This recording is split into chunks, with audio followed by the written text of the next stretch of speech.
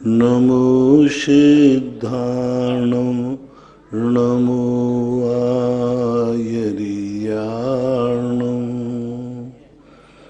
नमो वज्रायाणं नमो लोये सर्वशाहूर्णम्।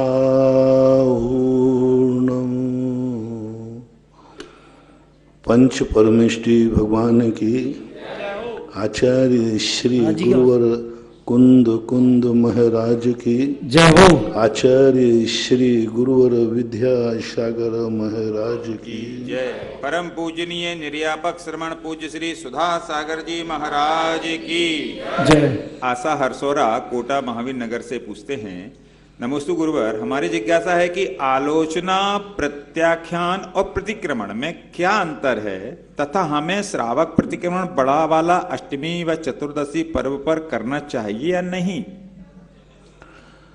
जब श्रावक दो प्रकार के होते हैं, एक वृत्ति और एक असंयमी। असंयमी का जब कोई त्याग ही नहीं है, नियम ही नहीं है, तो प्रतिक्रमण प्रत्याख्यान वो कैसे करेगा?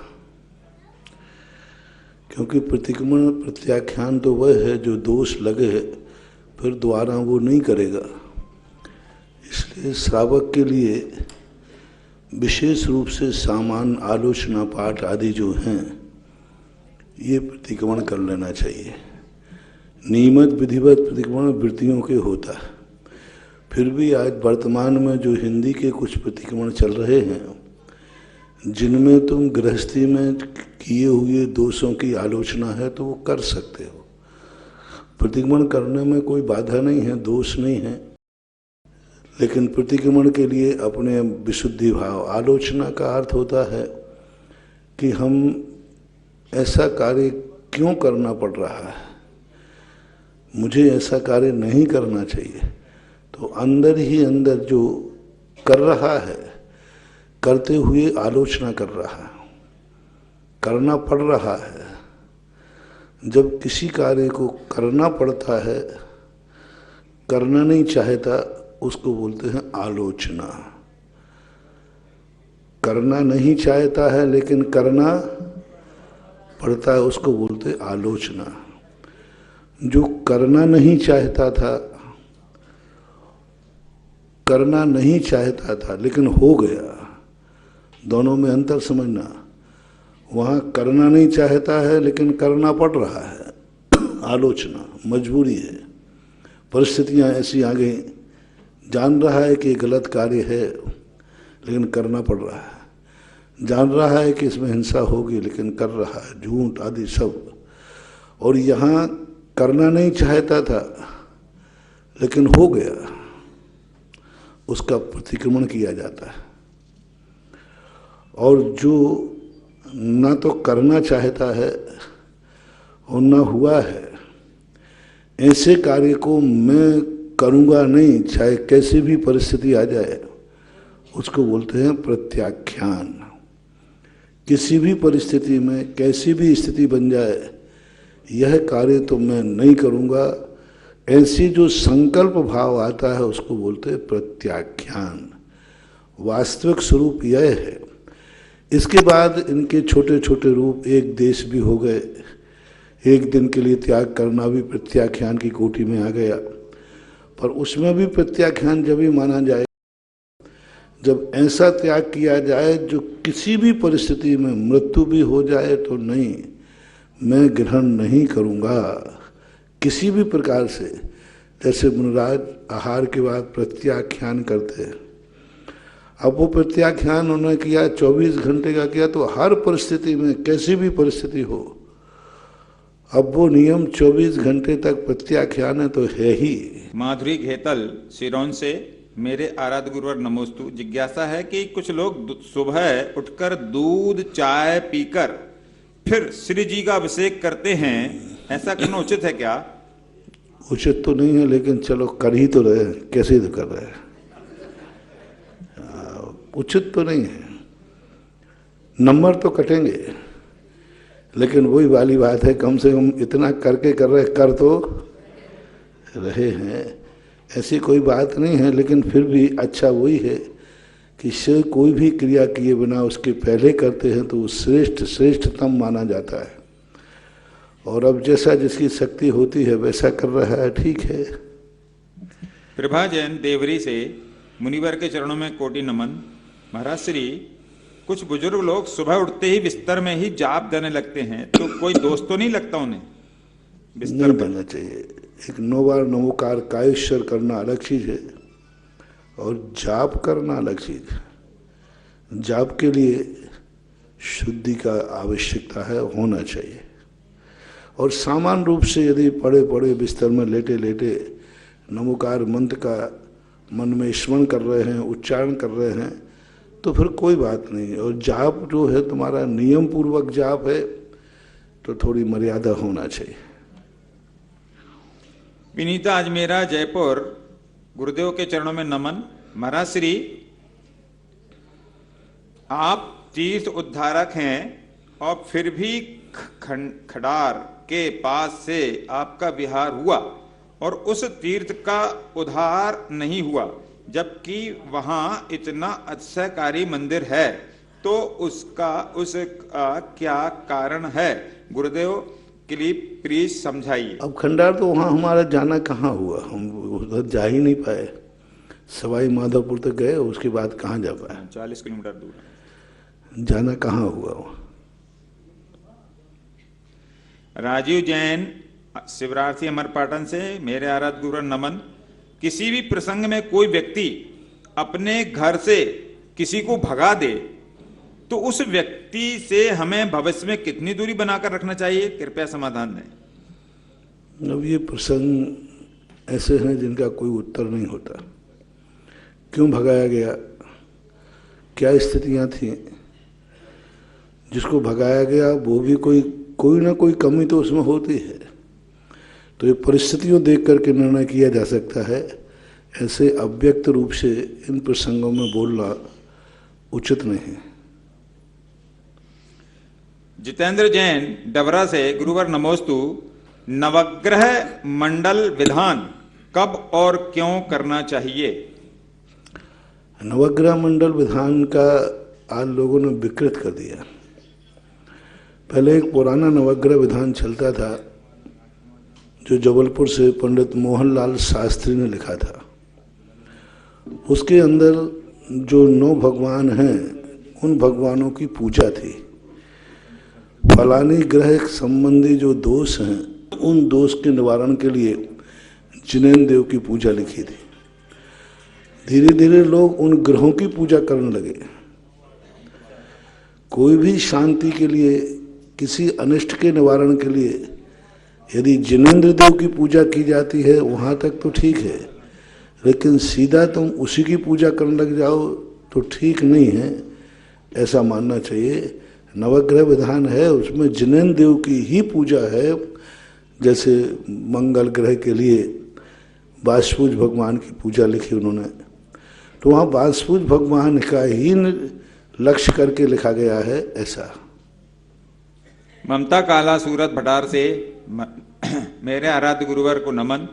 पूज्य श्री, जन्म मरण का भ्रमण कैसे होता है? हमने इसके लिए कहा है कि इस विधान का नाम बदल दो। नवग्रह पूजन विधान लिखना, इससे लोग कंफ्यूज होते हैं, लोग नवग्रहों की पूजा करने लग जाते हैं। हमने एक दिन उपदेश में कहा था उसका नाम रखो नव जिनेन्द्र पूजा। जैसे त्रिमूर्ति पूजा होती ना, त्रिमूर्ति यानी शांति कुंतलय नाथ भरत बाहु त्रिमूर्ति, ऐसे नव जिनेन्द्र पूजा का नाम रख दें तो इससे इतिहास भी सुरक्षित होगा और सब लोग समझेंगे कि जिनेन्द्र की ही पूजा है और आपका भी काम हो जाएगा, क्योंकि वह 9 ग्रहों को लेकर 9 जिनेन्द्रों की बात कही गई। प्रवीण टोंगिया, रूप नारायणपुर, आराध्य गुरुवर के चरणों में नमोस्तु। महाराज श्री, जैसे हम लोगों के ग्रह होते हैं वैसे ही क्या तीर्थंकर भगवान के भी ग्रह होते हैं? सबके होते हैं, वो भी ग्रह नक्षत्र होते हैं, उनके भी जो दीक्षाएं होती हैं शास्त्रों में वर्णन है। शुभ ग्रह नक्षत्रों के वर्णन है, किस नक्षत्र में कौन से भगवान का जन्म हुआ, किस नक्षत्र में उन्होंने दीक्षा ली, किस नक्षत्र में मोक्ष हुआ, किस नक्षत्र में केवल ज्ञान हुआ। पांचों कल्याणों के नक्षत्र शास्त्रों में लिखे हैं और उस नक्षत्रों के अनुसार ही उनके फलाफल की स्थिति बनाते हैं। ये तो अनादि अनंत काल की परंपरा है। नक्षत्रों के माध्यम से इस सृष्टि में मृतलोक का एक परिणमन, ये सारे नक्षत्र मृतलोक में रहने वाले जीवों की शुभाशुभ कल का संकेत देते हैं, यानी शुभाशुभ फलों को बताने में सक्षम होते हैं। वो बताते नहीं हैं, लेकिन उन ग्रहों में ऐसी व्यवस्था होती है। जैसे मान लीजिए आप लोग मानते हैं कि आप कहीं जा रहे हैं और सांप रास्ता काट गया, तो सांप ने इसलिए रास्ता नहीं काटा कि आपका विघ्न पड़ जाए। आपके कर्म ने ऐसा निमित्त मिलाया कि देखो आपका कोई अनिष्ट होने वाला है। सांप को कोई मतलब नहीं, वो तो अपना भोजन ढूंढने जा रहा है, लेकिन उसके माध्यम से हम अनिष्ट का ज्ञान कर लेते हैं। इसी प्रकार ये ग्रह तुम्हारे लिए नहीं निकलते, तुम्हारा अनिष्ट करने के लिए नहीं निकलते, इष्ट करने के लिए, लेकिन इनके निकलने से हमारे कर्म उसको संकेत मान लेते हैं कि सांप निकल गया है, इसका अर्थ है कुछ गलत होने वाला है। और होता भी है, शास्त्रों में इसके वर्णन है। जैसे पूज्यवर रविशरण महाराज ने लिखा कि जब हनुमान जी वगैरह लंका जाने लगे सेना, तो बाएं हिरण दाएं जाएं, लंका जीत राम घर आए। यदि आप यात्रा करने जा रहे हैं, कोई जंगली जानवर जो गाय आदि हिरण जाति के हैं, यदि ये बाएं से दाएं की तरफ चले जाए तो नियम से आप अपने लक्ष्य की पूरी करोगे। उन गायों को नहीं मालूम कि मैं तुम्हारा शुभ अशुभ करना, वो तो चरने जा रहे हैं, लेकिन आपका ऐसा कर्म का उदय आने वाला है, वो कर्म अपने आने के पूर्व आपको संकेत दे रहा है, आपको सूचना दे रहा है कि आपका क्या होने वाला है। तो ऐसा इसका निर्णय मानना चाहिए। जन्म मरण का भ्रमण ये कैसे होता रहता है, कृपया स्पष्ट करें। परिणामों के द्वारा। हम जन्म चाहते हैं तो जन्म होता रहता है, और जन्म मरण हम चाहते नहीं हैं, लेकिन जन्मना है तो मरण उसका नियोग है। जो सूर्य उदय हुआ है वो डूबेगा। सूर्य को डूबता कोई नहीं देखना चाहता, लेकिन वो नियत है उगना देखना। इसी प्रकार से ये सारी चीज़ें जन्म और मरण की हैं। हम चाहते हैं, हम मरने के बाद जन्म लेना चाहते हैं, और उस जन्म के योग हम परिणाम भी करते हैं, तो हमें जन्म लेना पड़ता है। इंजीनियर पंकज जैन, बारा, राजस्थान। नमोस्तु महाराज। महाराज श्री, जो जीव सम्यक दर्शन होने से पूर्व नरक का बंध कर लेते हैं, सम्यक दर्शन होने के बाद वे प्रथम नरक तक ही उत्पन्न होते हैं। इसी प्रकार त्र्यंच और मनुष्य पर्याय का बंध होने पर वे भोग भूमि में ही उत्पन्न होते हैं। ये व्यवस्था मात्र क्षायिक सम्यक दर्शन प्राप्त करने वाले जीवों के लिए है। मेरी शंका है कि मुनि श्री, ये क्षयोपम सम्यक दृष्टि जीवों के लिए आगम में क्या व्यवस्था बताई गई है?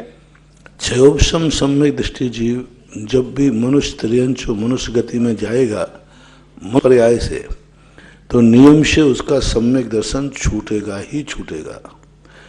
नरक जाने वाला जीव जब मरण को प्राप्त करेगा तो नियम से सम्यक दर्शन छूट जाएगा, और वहाँ पर्याप्त तक जब तक नहीं होगा तक नियम से मिथ्या दृष्टि ही रहेगा। क्योंकि मनुष्य और त्रियंचों में ये मनुष्य गति से जाने वाले जीव सदा मिथ्यात्व के साथ ही जाते हैं। देव पर्याय से कोई मनुष्यों में आ रहा है तो सम्यक दर्शन लेके आ सकता है। त्रियंच जो है सम्यक दृष्टि होकर के मनुष्यों में जन्म नहीं लेगा।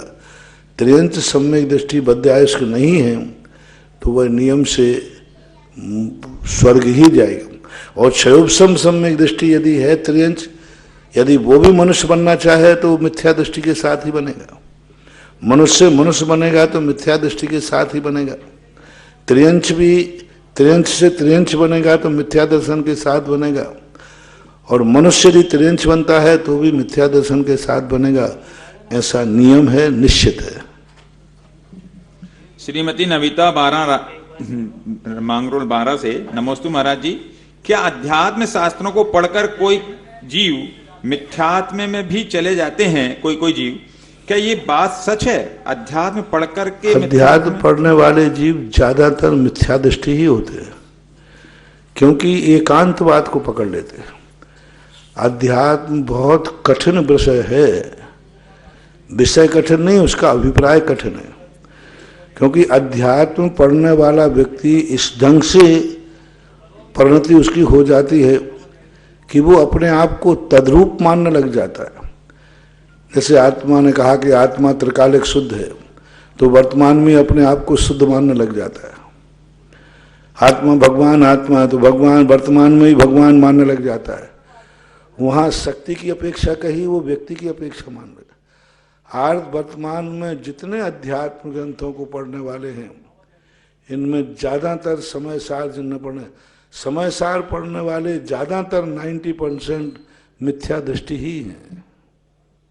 90% जितने समय सार की चर्चाएं करते हैं वे मिथ्या दृष्टि ही हैं, क्योंकि उनके अंदर समय सार पढ़ने के बाद वो देव शास्त्र गुरु के प्रति उनकी अश्रद्धा हो जाती है।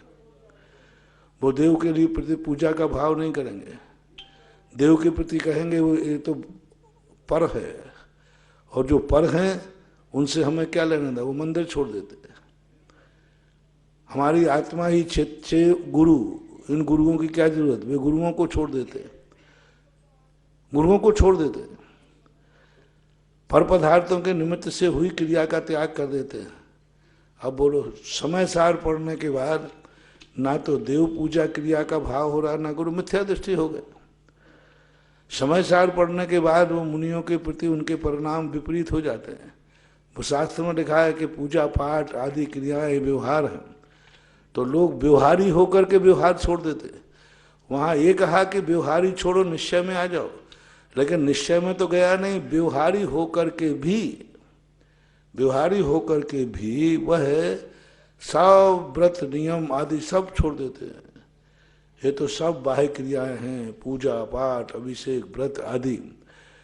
यदि अध्यात्म पढ़ने के बाद गृहस्थ के सदावश्यक छूट रहे हैं, देवसाद गुरु के प्रति उसकी अरुचि हो रही है, देवसाद गुरु के प्रति की हुई नैमित्तिक क्रियाओं में उसकी रुचि नहीं बन रही है, समझ लेना वो अध्यात्म पढ़ने वाला मिथ्या दृष्टि ही है। गृहस्थ यदि अध्यात्म पढ़ेगा तो उसकी जो आवश्यक है पूजा आदि, इनमें और विशुद्धि आई, निरतिचार पालन करे।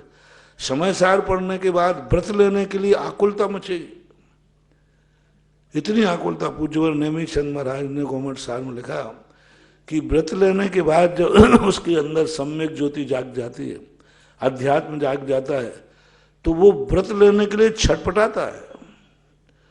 उसके व्रत लेने के भाव होते मैं कब व्रती बनूं, कब मैं प्रतिमाधारी बनूं, कब मैं मुनि बनूं, कब मैं तपस्या करूं। घोर तपस्या करने का भाव आता है, घोर तपस्या। अध्यात्म ग्रंथ पढ़ने के बाद यदि घोर तपस्या करने का भाव आवे, घोर चर्या पालन करने का भाव आवे, यदि ये परिणाम तुम्हारे बन रहे हैं अध्यात्म पढ़ने के बाद, तो समझ लेना चाहिए वह अध्यात्म आपको सम्यक दर्शन के रूप में आपके जीवन में फलित हो रहा है। और समय सार पढ़ने के बाद आपको अपनी व्यवहार की क्रियाओं में, आपकी जो व्यवहारिक क्रियाएं हैं, इन क्रियाओं में करने में अरुचि आ रही है, व्रत नियम लेने में अरुचि आ रही है, देव साथ गुरु के प्रति आपकी भक्ति में अरुचि आ रही है, समझ लेना ये अध्यात्म आपको मिथ्यात्व की तरफ ले गया। क्योंकि अध्यात्म बहुत सरल है, लेकिन उसको समझना बहुत कठिन है। अध्यात्म ऐसा सरल है जैसे किसी कागज पर सरल रेखा खींचना सरल है। अब सरल रेखा का नाम तो सरल है, लेकिन उसको खींचना बहुत कठिन है। और वक्र रेखा का नाम कठिन रेखा, और वही सरल है, यूं उठा और यूं कर दो ना। लेकिन सरल रेखा खींचने के लिए धर्म जो है बहुत सरल है, लेकिन सरल रेखा के समान है। जैसे एक सरल रेखा खींचने के लिए आपको कितनी तैयारी करना पड़ती है। जिस कागज पर खींचना है उस टेबल को पहले ठीक करो, फिर कागज को चारों कोनों पर पिन लगाओ, फिर स्केल पट्टी लाओ, पेंसिल सही होना चाहिए। ये सब कुछ सही है, लेकिन हाथ में थोड़ा सा कंपन हो गया तो अब कितनी कठिन। नाम क्या है उसका? सरल रेखा। और उसको खींचना बहुत सावधानी। इसी प्रकार अध्यात्म और धर्म ये बहुत सरल है, लेकिन इनको धारण करना सरल रेखा के समान मानना चाहिए। सोनू जैन हरदा से मुनि श्री को नमोस्तु। पूज्य श्री, प्रार्थना और ध्यान में क्या अंतर है? ध्यान में व्यक्ति को तद्रूप होने का भाव आता है, प्रार्थना में उससे कुछ पाने का भाव आता है। ध्यान में वो मुनि का ध्यान करेगा तो उनका भाव आएगा, मैं मुनि कब बनूं। भगवान का ध्यान करेगा तो उसके मन में आएगा, मैं भगवान कब बनूं। नमोकार मंत्र पढ़ेगा नमोकार मंत्र का ध्यान करेगा तो जब जब नमोकार मंत्र पढ़ेगा तो प्रणाम करेगा, मैं इन पंच परमेष्टि पद पर कब बैठूं।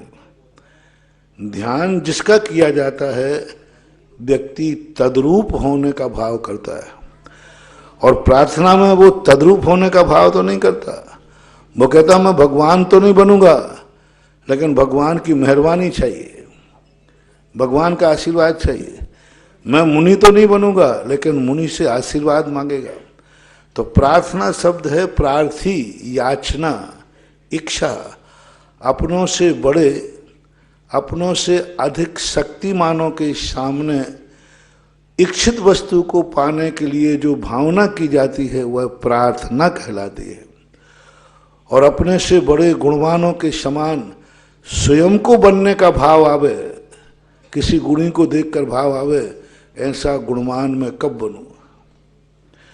तो ऐसा गुणवान होने वो ध्यान हो गया। अब इतना अच्छा गुणवान व्यक्ति मिला है, जैसे कोई धनवान व्यक्ति मिले तो देख करके तुम्हें भाव आया, मैं धनवान कब बनूंगा, कैसे बनूं। ऐसा परिणाम आया, ध्यान की तरफ बढ़ गए।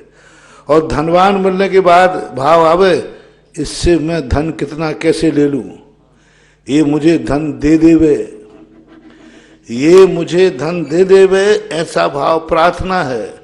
और मैं धनवान के साथ धनी बन जाऊं, ये ध्यान के समान है। ऐसा उदाहरण समझना चाहिए। निर्मल जैन सागर से मेरे आराध्य गुरुवर के चरणों में नमन। महाराज श्री, एक बड़ी समस्या हो रही है मंगली कुंडली के संबंध में, तो क्या इसको मानना चाहिए, ये कुंडलियां के बारे में? मानना चाहिए, क्योंकि इनका अस्तित्व है, त्रिकालिक है। जैन शास्त्रों में भी ज्योतिष के अंदर इन सब ग्रहों का है। महान तीर्थंकरों के, महान चक्रवर्तियों के भी शास्त्र में प्रथमान युग में आते हैं कि उनके पिताजी ने पुरोहित से कहा, जाओ राजकुमार की शुभ लग्न कुंडली आदि से मैच करो। तो ये परंपराएं हैं, झूठी नहीं हैं, इनको मिलाना चाहिए। गुरुदेव, हम मंदिर में जाते हैं और प्रभु के सामने अपनी मनोकामना मांगते हैं, तो इसमें विरोधाभास है। कई विद्वान कहते हैं कि प्रभु के सामने अपनी मनोकामना मांगनी चाहिए, और कई कहते हैं कि नहीं मांगनी चाहिए। तो गुरुदेव हमें मार्गदर्शित करें कि हमें क्या करना चाहिए। दो बातें हैं, अभी कहा ध्यान और प्रार्थना। व्यक्ति की दो प्रकार की स्थितियां होती हैं। एक व्यक्ति कहता है कि नहीं, मैं तद्रूप होना चाहता हूं, मुझे आपसे कुछ नहीं चाहिए, मुझे आप चाहिए। एक व्यक्ति कहता है कि आप नहीं चाहिए, आपसे चाहिए। उदाहरण देता हूं, आपके घर में शादी विवाह है, तो आप वहां पर गुरु को चाहेंगे या गुरु से आशीर्वाद चाहेंगे? प्रमोद जी, गुरुदेव से आशीर्वाद। मुझे ही ले चलो ना। और महाराज जी आमद जाना। अब उस प्रसंग में गुरु नहीं चाहिए, गुरु से चाहिए, क्योंकि वो प्रसंग है कि उस प्रसंग में गुरु की उपस्थिति तुम्हारे लिए ठीक नहीं होगी, क्योंकि वो कार्य ऐसे है जो गुरु की मर्यादा के प्रीत है, और उनकी मर्यादा उस स्थान पर रह नहीं पाएगी। तो वहाँ अब लेकिन गुरु को चाहिए तो है, तो फिर कहते गुरु महाराज आपको नहीं चाहिए, आपसे चाहिए। ये कहलाती है प्रार्थना। आप ग्रस्त हैं। यदि हर स्थान पर हम कुछ नहीं मांगेंगे तो काम नहीं चलेगा, मांगना पड़ता। लेकिन सभी स्थानों पर हम गुरु से ही मांगते रहें तो जैन दर्शन ये कहता है जिन प्रसंगों में हम मांग सकते हैं उसमें मांगो, लेकिन कभी तो ये भाव करो कि भगवान मुझे आपसे नहीं चाहिए, आप चाहिए। और आप चाहिए का अर्थ है कि मैं भी आप जैसा बनना चाहता हूँ, क्योंकि जैन दर्शन का मुख्य उद्देश्य वंदे तद्गुण लब्धि। जब भी भगवान की वंदना करता है तो जैनी को प्रथम ये भाव करना चाहिए, भगवान मैं आप जैसा कब बनूं? आप भी तो संसार में ही थे, हमारे जैसे ही थे। आप इस संसार से ऊपर उठ गए, वो दशा मेरी कब होगी? ये बात लक्ष्य में रखना चाहिए, दृष्टि में रखना चाहिए।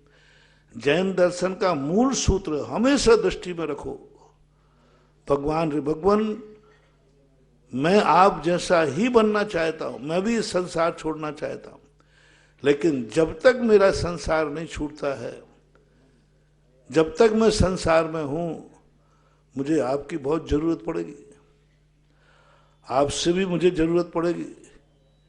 इसलिए यदि मर्यादित चीज में अपने भगवान और गुरु से कोई चीज की याचना प्रार्थना करता है तो वह अनैतिक नहीं है, वह उसकी मजबूरी है, बहुत मजबूरी। हाँ, ऐसी अनैतिक ना करें जिससे कि भगवान दे ही ना सके, भगवान की मर्यादा के खिलाफ हो।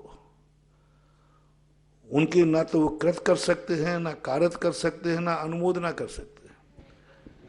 हम उतनी ही चीजों को करें, मांगे जितनी चीज में हमारे भगवान की, हमारे गुरु की मर्यादा बनी रहे और वो निसंकोच हमें दे सके। एक सदग्रस्त होने के नाते, एक राजनेता होने के नाते राष्ट्र के लिए कोई आशीर्वाद मांगते हो तो अनैतिक नहीं है। आप एक ग्रस्त होने के नाते अपनी गृहस्थी के समाधान का उपाय मांगते हो तो वो अनैतिक नहीं है। गृहस्थी के समाधान, आप एक ग्रस्त हैं, आप एक राजनेता हैं, तो हमारा अभिप्राय ये होना चाहिए। हाँ, ऐसे गलत कार्यों के लिए आशीर्वाद मांगे भगवान से जो गृहस्थी के योग्य ही नहीं है या राष्ट्र के योग्य नहीं, राष्ट्र के विपरीत और गृहस्थी के अयोग्य यदि कोई वस्तु मांगता है तो फिर वह अनैतिक की कोटि में आएगा। लेकिन नैतिकता की दृष्टि से जो उनकी मर्यादाएं हैं, ऐसे कार्य जो निंदनीय नहीं है, ना आपको हैं, ना आपके परिवार को हैं, ना समाज को हैं और ना देश को है, तो ऐसे कार्यों के लिए भगवान के सामने, गुरुओं के सामने, नमोकार मंत्र के सामने भावना करने में कोई बाधा नहीं है। हमारे यहाँ भक्ति दो प्रकार की है, एक सराग भक्ति और वीतराग भक्ति। गृहस्थों की सदा सराग भक्ति का भाव होता है। गृहस्थ पूर्णता वीतरागी नहीं हो सकता, वो कहाँ जाएगा? वो बहुत चारों तरफ से अपने आप में असमर्थ है, वो इतनी शक्तियां प्रकट नहीं कर सकता, वो कहाँ जाएगा? यदि वो अपने पिता के सामने नहीं मांगेगा तो क्या पड़ोसी में जाएगा? कहाँ जाएगा? तो ऐसी बात नहीं है। एक मर्यादा के अंदर यदि है तो गृहस्थ के लिए विधेय है, और जैन शास्त्रों में शराग भक्ति का उल्लेख मिलता है। इतने करने मात्र से उसका धर्म नाश नहीं हुआ। हाँ, वो भक्ति उत्कृष्ट तो नहीं है लेकिन निकृष्ट भी नहीं है। अपने भगवान के सामने यदि वह योग्य चीज मांगता है, ये कह के मांगता भगवान अयोग्य हो तो मत देना, लेकिन मैं योग्य वस्तु मांग रहा हूं, भावना कर रहा हूं तो मिलना चाहिए। तो उत्कृष्ट तो है नहीं लेकिन निकृष्ट भी है नहीं, ऐसा माना है। आज हाँ बोलो। गुरुदेव, इसमें कई बार जब हम मनोकामना करते हैं और वो जब पूरी नहीं होती है तो फिर मन में उदासी आती है। मन में उदासी नहीं लाना चाहिए, क्योंकि भगवान वही दे सकते। माचिस की काड़ी उसी दीपक को जला सकती है जिसमें घी और बाती हो। भगवान घी और बाती वाले दीपक को जला सकते हैं। अब तुम्हारे पास घी और बाती नहीं हो, फिर कहो भगवान हमने कहा था मेरा दीपक जल जाए, नहीं जलाया, तो आप में क्या अतिशय है। खेत में बीज बोने के बाद भगवान का आशीर्वाद हो सकता है, लेकिन अपन ने बीज ही नहीं बोया, भगवान भरोसे खेत छोड़ दिया। भगवान कल हमारा ये खेत हरा होना चाहिए, भरा होना चाहिए। तो हमारे उपादान शक्ति, दो शक्तियां होती हैं। हमारी उपादान शक्ति यदि प्रबल है तो निमित्त उस माचिस की काड़ी के समान तुम्हारे दीप को जला देगा। और यदि हमारी उपादान शक्ति कमजोर है तो भगवान जैसी शक्ति भी आ जाए तो वह नहीं जला सकती। तो जब हम किसी भी चीज में सफल नहीं होते या इच्छा पूरी नहीं होती तो हमें ये समझना चाहिए इसमें भगवान की गलती नहीं है। इसमें दो गलतियां हुई, या तो मेरे में इस कार्य करने की योग्यता ही नहीं है, अथवा दूसरी बात है कि हमारे अंदर जो हम कार्य करना चाह रहे हैं, इस कार्य के लिए मैंने जो भक्ति करना चाहिए उस भक्ति में कहीं चूक हो गई। जिस विधि से, किस परिणाम से हमें करना चाहिए थे उसमें कहीं चूक हो गई। ये दो चूकों से होता है, क्योंकि भगवान या इष्ट देव कभी किसी का अनिष्ट करने का भाव करता ही नहीं है। इसलिए गुरुदेव, एक प्रार्थना है पूरे सकल जैन समाज 12 की ओर से कि आपका जो विचरण 12 होकर हो और 12 श्री संघ को आशीर्वाद। 12 वाले बहुत प्रयास कर रहे हैं। अब वही कह रहा हूं, मैं भी 12 वालों की तरफ से प्रयास करता हूं। अब लेकिन वही वाली बात है कि उपादान में कितनी ताकत है, वो परिणति के लिए बड़ी विचित्र बात हो रही है। देखते हैं, फिर भी देखो क्या होता है। गुरुदेव, ताकत की जो है कि हमारी श्रद्धा मन वचन काया से बिल्कुल आपके लिए समर्पित है और मरते तब तक रहेगी। देखते अब की बार का जो ऐतिहासिक पंच कल्याण हुआ उसके अंदर 12 का जो जैन समाज है उसका अद्भुत समर्पण रहा। 12 वाले श्रावकों का भी चंद्रोदय तीर्थ कमेटी करतल ध्वनि के साथ में अभिवादन करती है। आज देवादिदेव श्री आदिनाथ पंचकलना की नहीं बल्कि पूरा चतुर्मास देख रहा हूं मैं इतने बार चांदखेड़ी आया। चांदखेड़ी में अब सदा प्राय दूसरे लोग गांव के, इस बार पूरे झालावाड़, पूरे कोटा जिले ने पहली बार इस चतुर्मास में देखा 12 वालों का सबसे ज्यादा उत्साह रहा। कोटा से भी ज्यादा 12 वालों का उत्साह था। झालावाड़ और झाला पाटन से भी ज्यादा उत्साह था। इसी बार का कह रहा हूं, पिछले बारों में तो ये है कि मुझे यही पता नहीं था कि 12 भी चांदखेड़ी के पास है कि नहीं। अर्जुन जैसे पापी को तारी महासती अंजना, ऐसे आदिनाथ भगवान से लेकर महावीर भगवान तक के चरणों में कौटिश वंदना। विराजमान गुरुदेव को नमस्तु। गुरुदेव, मेरे मन के अंदर एक अभी कुछ दिनों से एक भ्रांति सी उत्पन्न हुई है कि मैं एक समाज सेविका हूं और समाज का काम हमेशा मैंने बढ़ चढ़ के किया है, चाहे छोटा सा हो, ग्लास पानी पिलाना हो या भूखे को भोजन खिलाना हो या निवस्त्र को वस्त्र देना हो, कोई सी भी सेवा हो। लेकिन अभी मैं जिला परिषद क्षेत्र से चुनाव मैंने लड़ा है, उसका रिजल्ट कल आने वाला है। तो मेरा तो आपसे यही पूछना है कि मैं समाज सेवा साथ में करती रहूं और जो ये गांव की जो मैंने इतनी प्रॉब्लम्स देखी है वो भी मैं सोल्व करती रहूं, और मेरा मंदिर दर्शन वंदन और जो मैं स्वाध्याय करती हूँ वो मेरा नहीं छूटे। तो आप मेरे को इसका रास्ता बताएं। कभी कभी क्या होता है कि हमारा स्वाध्याय और धर्म कर्तव्यों में भी निहित हो जाता है। एक डॉक्टर ने पूछा कि महाराज मेरे सामने मरीज आया है और मेरे अभिषेक करने का नियम है, भगवान के मंदिर जाने का नियम है, और यदि मैं मरीज की तरफ देखता हूं तो मंदिर बंद हो जाएगा, और यदि मंदिर की तरफ देखता हूं तो मरीज चला जाएगा। मतलब उसको कुछ भी हो सकता है। अब बताओ महाराज, मैं धर्म छोड़ूं या मरीज को छोड़ूं? तो मैंने कि बस यही समझना है कि जिस मरीज को तुम मरीज कह रहे हो उसको बचाना ही धर्म है, इसलिए तो मंदिर जा रहे थे। मंदिर जाना थ्योरी है और मरीज को बचाना प्रैक्टिकल है। बोले गुरुदेव की जय। मंदिर को बचा, मंदिर थ्योरी है। मंदिर हम किस लिए जा रहे थे? अहिंसा के लिए, धर्म के लिए। ये सामने आया है। उस समय जब हम कोई ऐसी समाज सेवा की बात करते हैं, जब किसी समाज किसी व्यक्ति की बात करते हैं, उस समय यदि हमारा स्वाध्याय छूट जाता है तो स्वाध्याय में हम क्या पढ़ते हैं? यही दया करो, करुणा करो, क्लिष्टेषु जीवेषु कृपा परत्वम।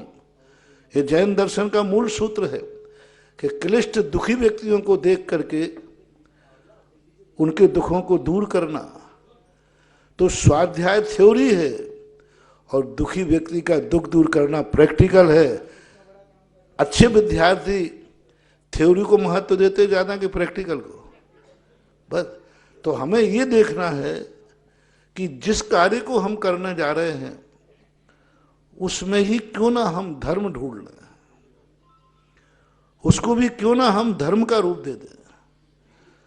उस संबंध में हमारे मन में वो करुणा जाग जाए जो अहिंसा है। एक बार एक व्यक्ति ने कहा कि महाराज मैंने एक गाड़ी खरीदी। भैया जी गाड़ी खरीदी, आप आशीर्वाद दे दो महाराज ने। तो मैंने कहा मैं तो नहीं दूंगा, गाड़ी का तो मेरा त्याग है, मैं गाड़ी में बैठूं ना तुम्हें कैसे दे दूं? अब वो बहुत परेशान था। मैंने उसके सामने, महाराज जी हाथ उठा, मैंने कहा मैं तो नहीं उठाऊंगा, तू गाड़ी में बैठेगा, इतने जी मारेगा और मैं गाड़ी में बैठू नहीं, मैंने जो तू बैठना तो बैठ। अब वो कहता मैं बिना आशीर्वाद के गाड़ी शुरू करूंगा नहीं, और मैंने नियम लिया कि मैं आशीर्वाद और गाड़ी को दूंगा भी नहीं। ध्यान रखना कभी ले मत लेना। अब वो किसी से पूछ कर कहा तो बोले देखो महाराज से आशीर्वाद लेना, बोले वो दे ही नहीं रहा, मना कर दिया कि मैं कोई आशीर्वाद नहीं दूंगा। बोले एक उपाय है, महाराज से कहना महाराज जी देखो आपको मालूम है कि मैं अहिंसक हूं, मैं किसी जीव को नहीं मारना चाहता, लेकिन बिना, बस मैं एक गाड़ी लाया हूं, बस एक आशीर्वाद दे दो इस गाड़ी से किसी जीव की हिंसा ना हो। मैंने दे दिया, तुरंत मैंने दोनों हाथ से आशीर्वाद। अब बोलो मैंने गाड़ी को आशीर्वाद दिया है कि अहिंसा को? अहिंसा को। और आपको किसको मिल गया? गाड़ी को। तो ये कला सीखो हम। आपका काम हो गया कि गाड़ी को आशीर्वाद मिल गया जी। और मैं, मेरे ऊपर कहेगा क्यों तुम महाराज होकर गाड़ी को आशीर्वाद देते हो? नहीं नहीं, मैंने तो अहिंसा को दिया कि इस गाड़ी से किसी जीव की, बस ये है जैन दर्शन। हम कोई भी कार्य करते हैं उसमें हम धर्म को निहित कर दें और अंदर से ऐसा परिणाम आ जाए। जैसे हम गांव के लिए गए और आज मंदिर छूटेगा, क्यों जा रहे हो गांव पे? करुणा और दया से भर करके। एक दुखी आदमी है, उसका दुख दूर करना है, तो करुणा तो हमारा स्वभाव है, दया तो हमारा धर्म है, अहिंसा तो हमारा परम धर्म है। और अहिंसा कितने रूपों में आ सकती है? बहुत रूपों में, कितने रूपों में आ सकती है। एक उतर करके अपन ने एक चींटी को भी बचाने का भाव किया तो वो भी किस कोटि में आती है? अहिंसा की कोटि में आती है। तो उसको अपन को उस समय जो कार्य करते हैं, जब धर्म और दोनों के बीच में तकरार हो, तो हमें उस भावना को कद्र करना चाहिए जिसके लिए धर्म प्रेरणा देता है, ये मानना चाहिए। गुरुदेव एक आशीर्वाद चाहिए, सभी मेरे को अब आगे भी समाज सेविका के रूप में ही देखे और मैं वैसा ही करूं, बस ये आशीर्वाद चाहिए। बहुत आशीर्वाद, बहुत बहुत आशीर्वाद। गुरुदेव मेरी एक जिज्ञासा है, बहुत समय से जिज्ञासा थी और यहाँ आकर वह जिज्ञासा और प्रबल हो गई।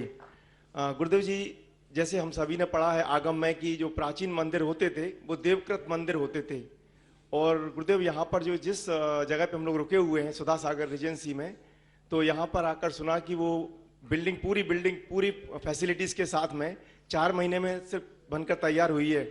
तो गुरुदेव आज भी क्या ऐसा देवकृत कुछ कृत्य होते हैं? ये मेरी जिज्ञासा है गुरुदेव, तो जानना चाहता हूँ। ये तो धर्मशाला ही बनी है। 2 महीने के अंदर कोटा में तो दादावाड़ी का पूरा मंदिर ही बन गया था। और जब वो मंदिर बना था तो गिनीज बुक वाले लोग आए, उन्होंने कहा इतने जल्दी इतना बड़ा मंदिर बन ही नहीं सकता, कितनी आरसीसी के हो, कुछ भी हो। लेकिन जब बना हुआ देख करके गिनीज बुक का सर्टिफिकेट दिया, और वस्तुतः ऐसा होता है। लगन यदि सच्ची हो, सबसे बड़ी चीज है लगन की। बहुत सारी दूरियां नहीं कहलाती।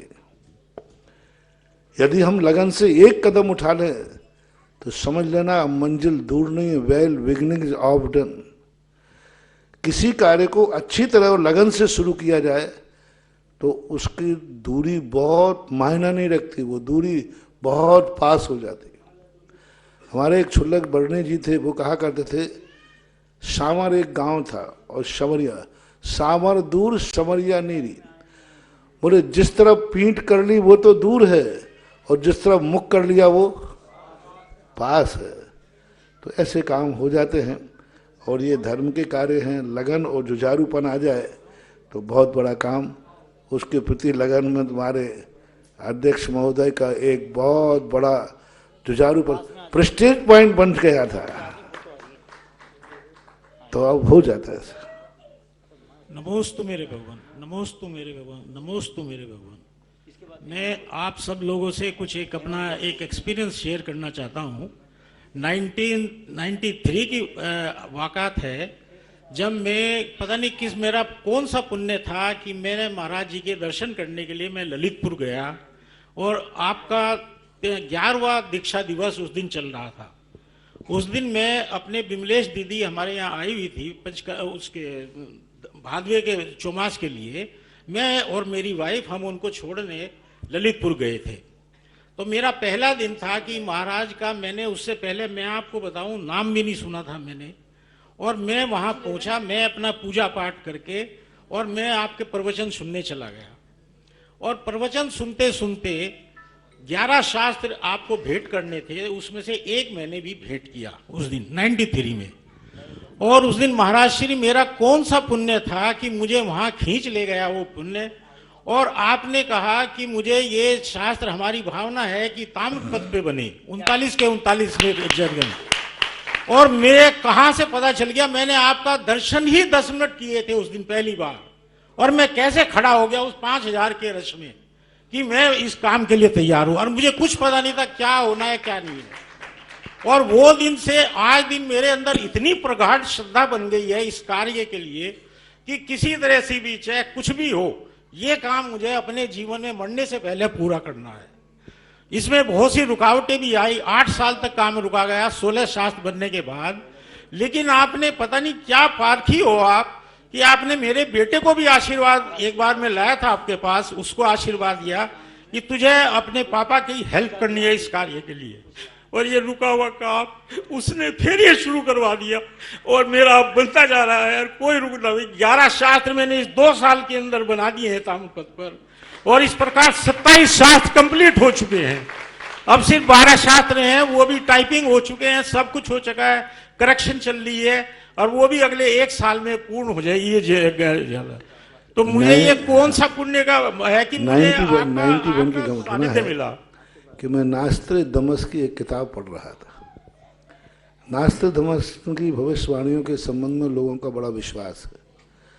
उसने एक लिखा कि तृतीय विश्व युद्ध होगा, वो आकाश से होगा और जैविक होगा, और ऐसा होगा कि भौतिक संपदाएं सब बच जाएंगी, ऐसी गैस छोड़ी जाएगी कि लोग मर जाएंगे, जीव मरेंगे, क्योंकि उनको श्वास की स्थिति बन जाएगी कि वो श्वास ही नहीं ले पाएंगे, और उस समय बहुतायत विश्व खत्म हो जाएगा और भारत का बहुभाग बचेगा, लेकिन विश्व का बहुभाग खत्म हो जाएगा, लेकिन भारत में भी प्रभाव पड़ेगा। तृतीय विश्व युद्ध की कल्पना थी उसकी। तब मुझे भाव आया कि यदि तृतीय युद्ध कभी हुआ तो अपन सब मर जाएंगे, तो मैं मरने से नहीं डरा। और मैंने कहा, उन्होंने कहा कि भौतिक सामग्री सब, ये मकान, जायदाद, ट्यूबलाइट, माइक्यों का तो हमने कहा कि ये शास्त्र तो गल जाएंगे, सड़ जाएंगे, सारे शास्त्रों को ताम्रपत्र पर लिखवा दो, अपन चले जाएंगे लेकिन शास्त्र जिंदा रह जाएगा। तो कोई बाद में जब बढ़ेगा तो ये हो जाएगा। तब से ये 91 से, और उसी दिन हमने लिखवाने वालों से चर्चा की, बहुत महंगे, हमने कहा जितना महंगा पड़े, एक साथ 91 में की शो कितने का एक पन्ना लिखा जा रहा था। और उसी दिन मैं प्रवचन दे रहा था, ये दिल्ली से आए थे, बच्चियों के साथ बहनें थे, तो उनके साथ आकर के ये खड़े हो गए, बोले महाराज इतने महंगे की जरूरत नहीं, आज का विज्ञान का युग है, आप ये कार्य का आशीर्वाद दीजिए, मैं दिल्ली से इसका प्रयास करता हूँ। इन्होंने दिल्ली से प्रयास किया, उस समय 200-250 में बन गया, और कहाँ 2100, और ये तो हजारों लाखों पन्ने बनना थे ऐसे। तब इन्होंने कार्य को सुलभ करके, बीच में फिर मैं आगरा आया, आगरा में इसको लिए विशेष रूप से उत्साहित किया, और ये पूरे आज तब से लगे हुए हैं। कठिन काम था, बीच में विभिन्न प्रकार की परिस्थितियां आई, क्योंकि इनकी प्रूफ रीडिंग करना, प्राकृत भाषा है, संस्कृत और प्राकृत भाषा की प्रूफ रीडिंग करना बहुत कठिन होता है। इसकी प्रूफ रीडिंग के कारण से बहुत बीच में अंतराल पड़े, बड़े बड़े विद्वान पंडितों से सबसे कहा, लेकिन इसकी प्रूफ रीडिंग करना बहुत कठिन था। और ये वो ग्रंथ हैं 2000 वर्ष पहले, इसके पहले संसार में कोई लिपि थी ही नहीं, यानी कुछ भी नहीं लिखा जाता था, सब मौखिक होता था। संसार में 2000 वर्ष से पुरानी कोई भी लिपि नहीं है। मात्र लोग कहते हैं कि हमारा शास्त्र इतना पुराना है, हमारा, ये सब कल्पना है। उस समय जब सबसे पहले यह ग्रंथों को लिखा पुष्पदंत भूतबली महाराज ने, और वे ग्रंथ एक सूत्र बन करके अपने सामने आए, और उन ग्रंथों के ऊपर टीका लिखी, कितने 49 लगभग 16, 32 और 7, कितना हुआ 39 ग्रंथ लिखे गए टीकाओं के ऊपर। और इतने महान ग्रंथ हैं ये कि इनको पढ़ने के लिए दिन भर में एक पन्ना पढ़ लिया तो बहुत कुछ पढ़ लिया। महान रहस्यमय ग्रंथ थे ये ग्रंथ। जब दक्षिण भारत के अंदर थे 500 कलदार लगते थे दर्शन मात्र करने के, ताड़पत्र पर लिखे हुए, ताड़पत्र होते हैं इतना पता, ताड़पत्र पर लिखे हैं, और वहां पर तिजोरी में रखे हुए थे ब्लॉकर में। लोग जाते थे, मां दूर से दर्शन कर लो, पढ़ नहीं सकते थे, पढ़ने का कोई, और उनको बाहर निकाल नहीं सकते क्योंकि अनमोल धरोहर थी। ताड़पत्र जो है 500 साल चलता है मुश्किल से, उसके बाद गलना शुरू हो जाता है। तो फिर वहां के जो कर्मंडी वाले थे, उन ताड़पत्रों के लिए दूसरे ताड़पत्र पर लिखवाना पड़ता है हर 500 साल में।